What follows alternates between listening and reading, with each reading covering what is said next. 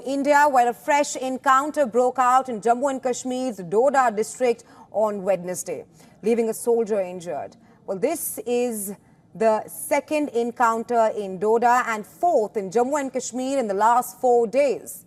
12 people have been killed in the Riyasi, Kathua and Doda terror attacks so far. Police has blamed Pakistan for the recent spurt in violence. The attacks come just days after the Indian Lok Sabha elections, which witnessed a large turnout.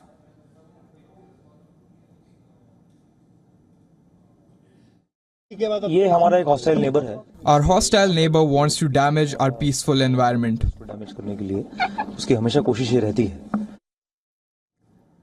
Meanwhile, the Jammu and Kashmir police released sketches of 4 terrorists involved in the 2 terror incidents in Doda. A reward of 20 lakh rupees, which is about $23,950, has been announced for information leading to their arrest. Also, the police has released a sketch of one of the terrorists involved in the Riyasi terror attack. A day earlier, 2 suspected Pakistani terrorists were killed by security forces in Kathua.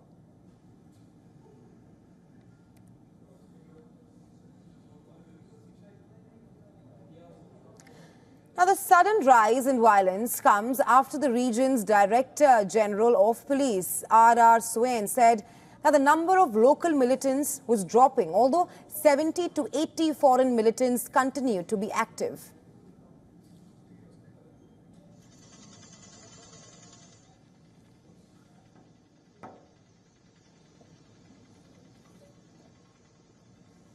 And from on this, we're now being joined by our senior correspondent, Idris Lone. He's joining us live from Srinagar.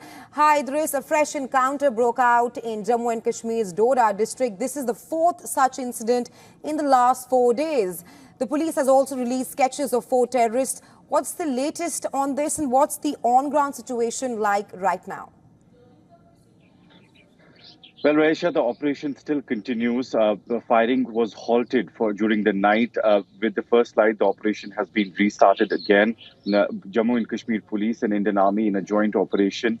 They're saying that there are around 4 militants who are holed up in the area. These are the same militants who were seen earlier going through a village, and then Jammu and Kashmir Police SOG was posted at one of the locations where these militants fired on them, resulting in injuring one of the SOG soldiers, after which a major cordon and search operation was launched. And during that search operation, militants again fired on security forces, which resulted in a gun battle. At the moment, the encounter on the other side, Jammu and Kashmir Police has now released photographs or the sketches of 4 militants who had come to another village in Badarwa just a day ago and had knocked at the doors of the people asking for water. And that is what alerted the people of the village, and they had called the security forces. At that point, also, militants had opened fire towards security forces, in which 6 of them, 6 security personnel were injured. After that, a massive cordon and search operation was launched there as well. But thankfully, the villagers had seen the faces of the militants, and after that, these sketches were released. Right. 4 operations in Jammu region at the moment. The first operation started after the Riyasi attack. There is a massive search operation going on in the jungles of Riyasi as well.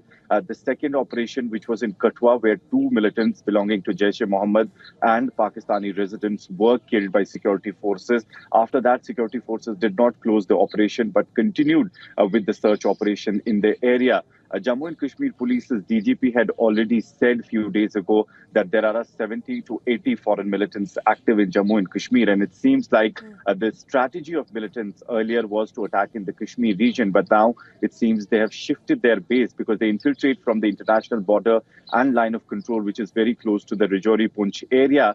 And their first attack always happens in those areas because it's also dense forest, and it becomes easier for them to carry out these attacks and later on hide in these dense forests. Right, Idris, I was just coming to that at the point you made of the strategy of the terrorists.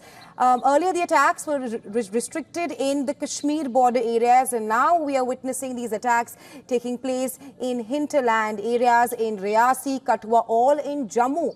What could be the reason for this? There are two main reasons for it. One is that the security network was really beefed up in the last few years across Jammu and Kashmir. And that's one of the reasons that the militants who were crossing over from the international border as well as line of control on close to the areas like Poonch, Rajouri, Katwa, were not able to come towards the Kashmir Valley because the Mughal road that connects the Kashmir Valley to Jammu from the Shupian to Rajouri area, the security was beefed up all across that area, and that's one of the reasons that they found it very difficult to come towards the Kashmir region.